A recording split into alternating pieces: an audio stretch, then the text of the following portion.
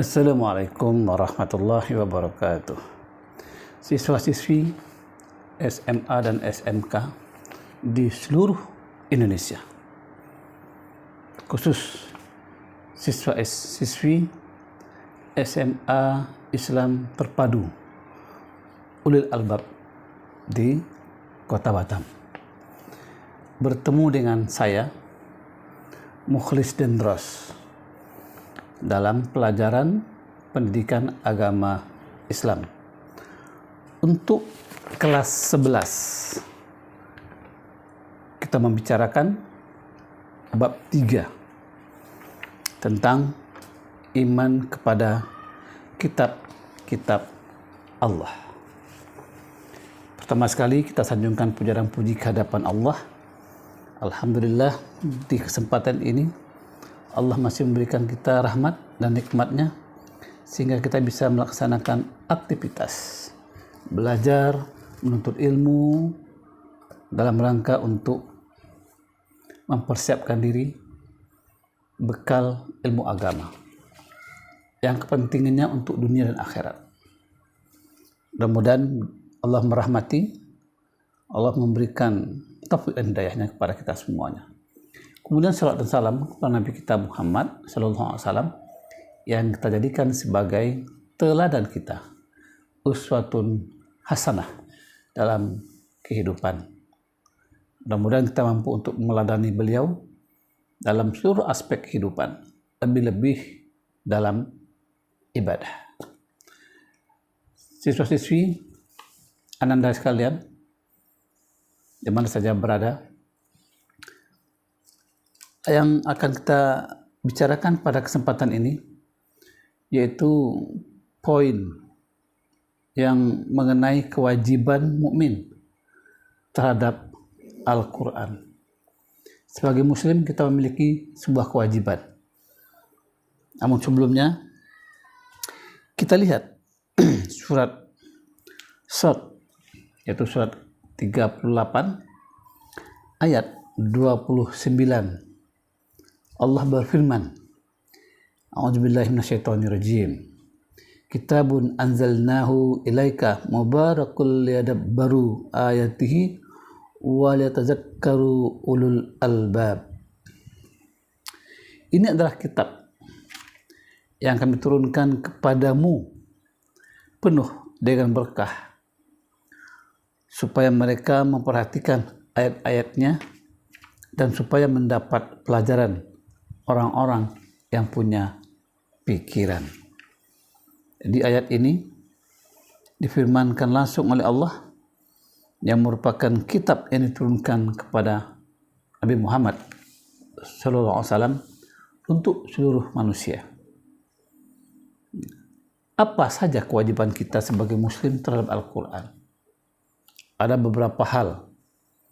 Yang pertama, kewajiban kita terhadap Al-Quran itu adalah memiliki kitab ini sebagaimana pemilikan kita terhadap buku-buku lainnya. Jadi kalau kita punya buku-buku, ya, buku pelajaran, buku-buku lain yang lebih berkualitas yang kita baca mungkin, maka Al-Quran juga harus dimiliki. Ya, supaya apa? Kita supaya merasa memiliki, walaupun dari segi fisik, ya, Al-Quran itu kita miliki. Walaupun sebenarnya Al-Quran itu adalah milik seorang muslim, ya, umat Islam. Tapi dengan secara fisik Quran itu ada di rumah kita. Sehingga satu ketika kita ingin membacanya, ingin mengkajinya, tidak perlu kita minta ke tetangga, minjam kepada tetangga, tapi kita bisa mencari di rumah kita, bisa membaca sendiri. Ini kewajiban yang pertama. Dan sangat ironis andai kata di rumah kita tidak ada Al-Quran. Sementara buku-buku yang lain, buku-buku besar, buku kualitas, harga yang mahal kita punyai. Yang pertama. Yang kedua, kewajiban kita sebagai muslim terhadap Al-Quran itu adalah membacanya. Ya, setelah dimiliki, kemudian kita membacanya dalam waktu dan kesempatan yang tidak dibatasi. Ya, sehari mungkin 2-3 ayat, bagi yang mampu sampai ada 2 lembar. Bahkan ada remaja mentargetkan one day one juz, satu hari itu 1 juz. Tentu ini diawali dari pembacaan secara rutin, mungkin selembar terlebih dahulu, 2 lembar, sehingga menjadi suatu kebutuhan, sehingga dalam sehari itu dia targetkan 1 juz. 1 bulan khatam Al-Quran. Ini kewajiban kita membacanya.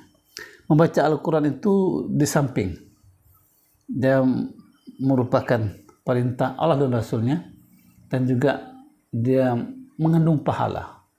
Kata Rasulullah, alif lam mim itu bukan 1 huruf, tapi 3 huruf. Nah, 1 huruf itu mengandung 1 kebaikan dikali 10. Berarti kalau kita membaca alif lam mim, 30 kebaikan. Nah, apalagi mampu membaca 1 halaman, 1 juz, bahkan khatam 1 Al-Quran. Tentu banyak pahala yang diterima hanya dari segi membaca saja. Namun tidak begitu saja, tapi juga Al-Quran itu kita harus mengimaninya dengan sepenuh hati, bahwa dia adalah wahyu Allah, yang diturunkan oleh Allah SWT melalui malaikat Jibril kepada Nabi Muhammad SAW, yang kita sebut dengan Nuzulul Quran, yaitu 17 Ramadan. Diperingati 17 Ramadan sebagai bulan turunnya Al-Quran. Sebuah wahyu, dan dia bukan buatan Nabi Muhammad. Bahkan Allah mengatakan dalam firman-Nya, wa in kuntum fi raibin mimma nazzalna ala abdina fa'tu bi suratin min mislih. Kalau kamu ragu dengan Al-Quran ini yang diturunkan kepada hamba kami, maka buatlah semisal surat saja jika kamu mampu. Tapi sampai sekarang tak ada orang yang mampu untuk menyamai Al-Quran ini. Ini yang ketiga. Yang keempat, tidaklah cukup Al-Quran hanya diimani dan dibaca saja, karena ilmu yang terkandung di dalamnya itu maha luas. Sehingga kewajiban kita yang keempat adalah mengkaji isi Al-Quran itu. Al-Quran berjumlah 6.666 ayat. Kita membutuhkan banyak waktu untuk mengkajinya. Ditambah dengan hadis, ribuan juga jumlahnya. Sehingga kita membutuhkan waktu untuk mengkaji Al-Quran. Itu makanya jangan bosan-bosan untuk mendengarkan ceramah pengajian di masjidkah, di surau, dengan taklimnya atau dengan majelis ilmunya. Karena Al-Quran itu banyak sekali ilmu yang terkandung di dalamnya. Tidak cukup waktu kita, umur kita itu untuk mengkaji Al-Quran. Tapi dengan cara kita membaca dan mengkaji Al-Quran, ini telah menjadikan diri kita adalah tunduk dekat kepada Al-Quran. Yang kelima, Al-Quran wajib diamalkan isinya. Kalau sebatas Al-Quran dibaca, insya Allah banyak umat Islam yang membacanya. Kalau sebatas untuk memiliki, mungkin kita juga punya. Begitu juga untuk mengkajinya dalam majlis taklim. Tapi Al-Quran juga harus diamalkan dalam kehidupan sehari-hari. Tidak ada manfaatnya Al-Quran itu kalau tidak diamalkan. Wa basyiril ladzina amanu wa amilus solihat anna lahum jannat. Beri kabar gembira, kata Allah, kepada orang-orang beriman dan beramal soleh, bagi mereka adalah surga. Jadi Al-Quran itu lebih bermanfaat dengan pengamalan. Ketika Aisyah ditanya oleh sahabat, bagaimanakah pribadi Rasulullah itu? Maka Aisyah mengatakan, Rasul itu ibarat Al-Quran yang berjalan. Artinya kepribadian Rasul itu, itulah dia nampak sehari-hari. Semuanya adalah cerminan dari Al-Quran yang diamalkan dalam kehidupan sehari-hari. Dalam mengamalkan Al-Quran itu, yaitu dengan cara mencakup seluruh lapang kehidupan. Jadi tidak boleh kita mengamalkan Al-Quran itu separuh-separuh. Ya ayyuhallazina amanu udkhulu fis-silmi kafah. Allah mengatakan dalam surah Al-Baqarah 208, hai orang beriman, masuklah ke dalam Islam itu secara kafah, secara keseluruhan. Kemudian mengamalkan Al-Quran dengan kesungguhan hati dan tidak coba-coba dan tidak pula separuh hati. Jadi sungguh-sungguh mengamalkan itu dengan hati yang tulus, yang ikhlas. Kalau kita mengamalkan Al-Quran itu dengan hati yang tulus, kemudian jiwa yang bersih, insya Allah tidak berat. Pengamalan Al-Quran itu bisa nampak dalam kehidupan sehari-hari. Jujur, disiplin, kemudian juga menutup aurat, kemudian rajin menuntut ilmu, membantu orang tua. Ini merupakan pengamal dari Al-Quran. Tentu siswa-siswi sudah melaksanakan hal ini. Kita mereview kembali, mengingatkan kembali bagaimana Al-Quran itu mengajarkan kepada kita agar diamalkan dalam seluruh aspek kehidupan dan dengan sungguh-sungguh. Mengamalkan Al-Quran tidaklah mudah. Banyak risikonya. Tapi risiko dalam mengamalkan Al-Quran itu di zaman Rasul dan para sahabat nampak sekali. Membaca Al-Quran saja di zaman sahabat itu, zaman Rasulullah itu, langsung orang kafir marah. Bahkan ada yang dibunuh, sebagaimana dialami oleh umat Islam ketika itu. Tapi paling tidak kita dalam kehidupan sehari-hari ini perlu melaksanakan sesuatu. Segala sesuatu yang kita laksanakan itu pasti ada risikonya. Mengamalkan ajaran Islam ada risikonya. Mungkin ada yang mengatakan sok rajin, ada yang mengatakan sok alim kamu.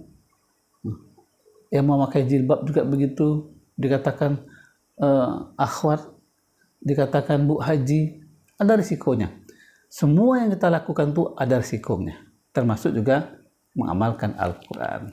Orang sholat itu ada risikonya, ya, di samping pahalanya banyak, tapi risikonya juga banyak. Dikatakan orang soleh lah, dianggap terburu-buru, artinya terburu-buru menuju akhirat. Apalagi yang muda-muda beranggapan ibadah itu tidak harus di masa muda, tapi nanti ketika tua. Padahal yang namanya kematian itu tidak memandang tua. Yang muda juga banyak yang mati.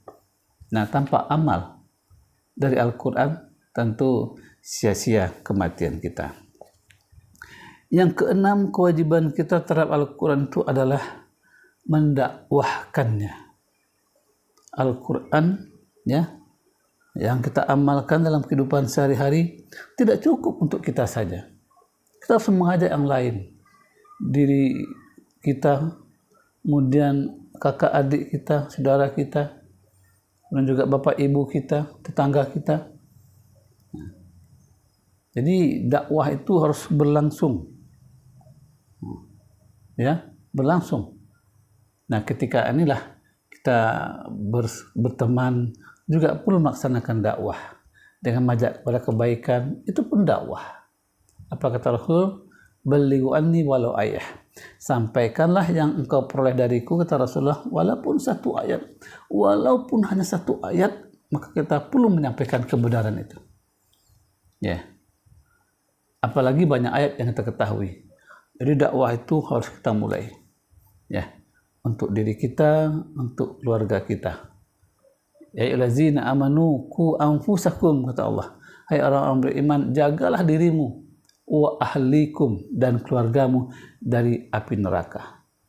Jadi kita merasa tidak enak kalau kita menjadi orang baik saja. Ada dua kalimat, pertama disebut dengan dua kata. Yang pertama, soleh. Orang soleh itu dia mampu beribadah dengan baik untuk dirinya saja. Tapi ada yang kedua, muslih. Orang yang mengajak orang lain juga untuk berbuat soleh. Jadi kita sebagai muslim dituntut menjadi orang yang soleh dan juga menjadi orang yang muslih. Nah, itulah siswa-siswi sekalian, kewajiban kita terhadap Al-Quran. Mumpung masih ada waktu untuk belajar Al-Quran, untuk mengkaji isinya, maka gunakan waktu dengan sebaik-baiknya. Nah, siswa-siswi sekalian, mudah-mudahan dengan penyampaian materi ini nanti juga kalian berupaya mencari materi-materi lain, berbagai buku yang berkaitan dengan kewajiban terhadap Al-Quran. juga bisa diikuti melalui YouTube. Jadi dukung channel ini, yaitu channel pendidikan dan dakwah Mukhlis Dandros, dengan like, share, dan subscribe. Demikian, lebih kurangnya mohon maaf. Billahi taufiq wal hidayah. Assalamualaikum warahmatullahi wabarakatuh.